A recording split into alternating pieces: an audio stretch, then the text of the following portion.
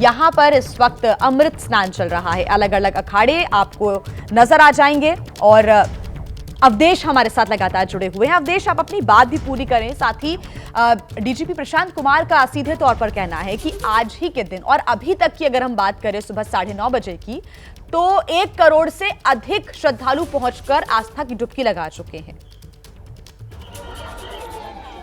बिल्कुल जिया, और लगता है कि ये आंकड़ा अभी और आगे बढ़ेगा, क्योंकि रात को 12:30 बजे हम यहाँ पर पहुँच गए थे। उस वक्त भी पैर रखने की जगह नहीं थी।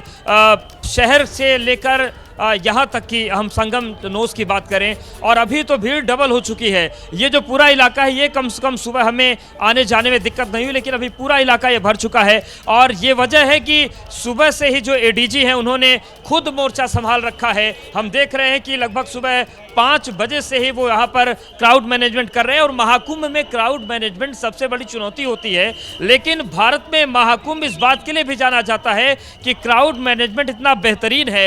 1954 के बाद कोई भी बड़ी घटना महाकुंभ में नहीं हुई है। 1954 में भगदड़ मची थी, उस दिन मौनी अमावस्या थी, और मौनी अमावस्या पर जो भगदड़ मची थी लगभग 500 से 800 लोगों के मारे जाने की खबर आई थी। लेकिन उसके बाद अखाड़ा परिषद बना, और जिस तरीके से आपने बताया कि जो घुड़सवार रक्षक दल है वो काम कर रहा है, जल पुलिस भी काम कर रही है। एनडीआरएफ के एक अधिकारी से मेरी बात हो रही थी, उन्होंने कहा था कि इतनी व्यापक सुरक्षा की तैयारी है कि आतंकी गतिविधियां तो रुकेंगी, अगर किस तरीके से कोई केमिकल अटैक भी अगर कुंभ में हो जाए तो उससे निपटने में भी यहाँ की सुरक्षा व्यवस्था सक्षम है। यानी कि चाक चौबंद सुरक्षा व्यवस्था है, ड्रोन से निगरानी हो रही है, जल पुलिस निगरानी कर रही है, एटीएस भी यहाँ पर मौजूद है, एनएसजी के कमांडोज भी मौजूद हैं, जितने भी सुरक्षा के इंतजाम हो सकते हैं वो सब मौजूद है।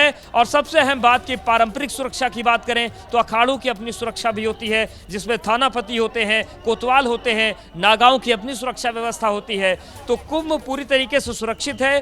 भीड़ भाड़ जब गड़बड़ होती है तब दिक्कतें आती हैं, लेकिन क्राउड मैनेजमेंट के मामले में बेहतरीन सुविधाएं हैं। इस बार 2019 का कुंभ भी मैंने यहाँ पर कवर किया था। 2019 को अगर 2025 से कंपैरिजन करते हैं तो जो क्राउड का मूवमेंट है बहुत ही स्मूथ है, व्यवस्थाएं बहुत अच्छी हैं, और जो डिजिटल माध्यम है, खासतौर से अगर कोई भटक जाता है, भूल जाता है, तो पहले उसको बताया जाता था कि आप अमुक जगह पर चले जाइए तो आपको अनाउंसमेंट होगा। अभी ये स्थिति कि अगर कोई भटक रहा है और जाने की स्थिति में नहीं है तो कोई एक पुलिसकर्मी उससे खुद अपने साथ ले जाकर उसके अनाउंसमेंट कराता है। तो तमाम ये सुविधाएं हैं जो इस कुंभ को बहुत सुगम बना रही हैं। यानी कि लोग महाकुंभ में श्रद्धालु जो दर्शन तो कर रहे हैं, लेकिन उस सरकार की व्यवस्था से खुश हैं। और यही वजह है कि कल एक दल नैमिषारण्य से आया था जो योगी और मोदी के भजन गा रहा था, और अब ये देखिए एक और अखाड़ा यहाँ पर आ गया है, और ये पंच अग्नि अखाड़े के संत हैं।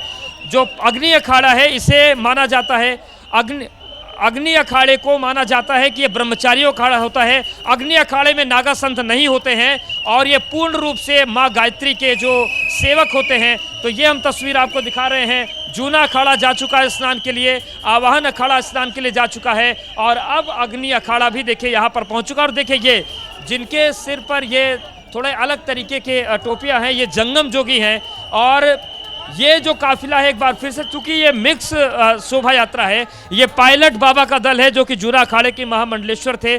पिछले साल वो ब्रह्मलीन हुए, लेकिन अब उनकी कमान केइको आइकावा माता कर रही हैं, जिनको कैला देवी नाम दिया गया। वो जापान से आकर उन्होंने भारत में संन्यास ग्रहण कर लिया था।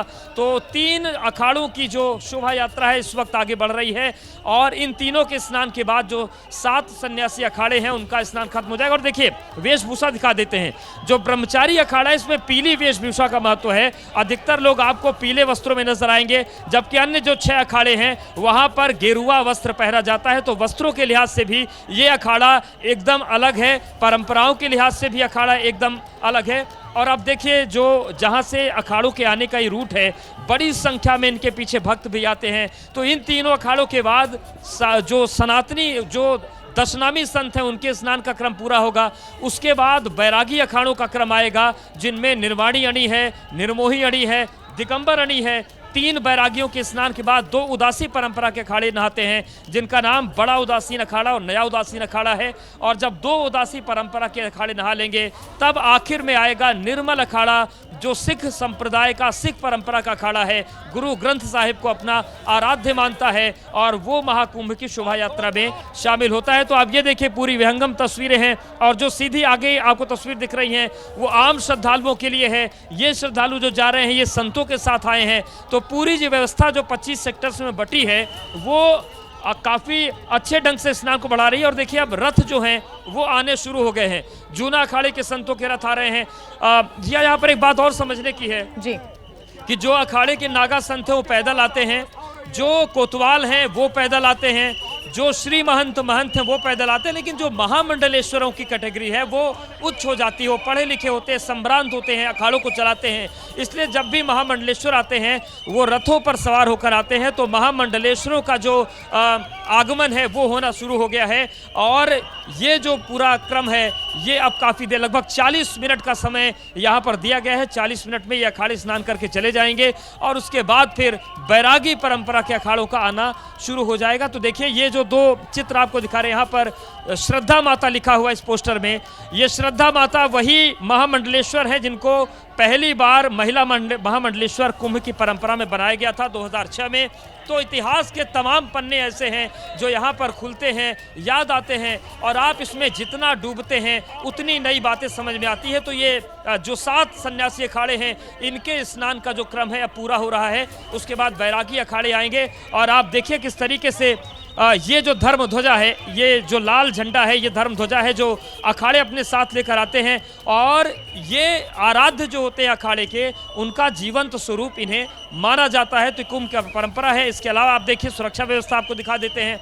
जहाँ तक आपकी नज़र जाएगी वहाँ तक आपको पुलिस के जवान नज़र आएंगे, बीएसएफ को लगाया गया है, रैपिड एक्शन फोर्स को लगाया गया है। तो पूरी तरीके से कोई भी ऐसा क्षेत्र महाकुंभ की भूमि पर नहीं है जिसको छोड़ा गया हो। सुरक्षा के व्यापक इंतजाम आपको दिख रहे हैं और ये जो पूरा इलाका है ये संगम नोस की तरफ जाता है। लगभग यहाँ से 200-300 मीटर की दूरी पर गंगा तट है। हम एक बार फिर से बता दें कि जो अखाड़े जाते हैं तीर्थ पुरोहित सबसे पहले आचार्यों से गंगा पूजन करवाते हैं। अवधेश आप नजर बना के रखिएगा।